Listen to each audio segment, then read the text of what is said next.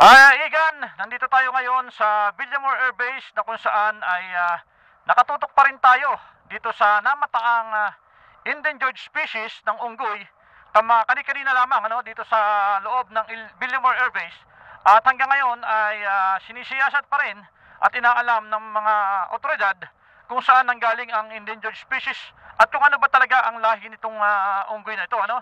Dahil ngayon lang ako nakakita ng ganitong klase ng unggoy na bukod sa napakasama ng itsura ay may pagka-demonyo ang unggoy na ito.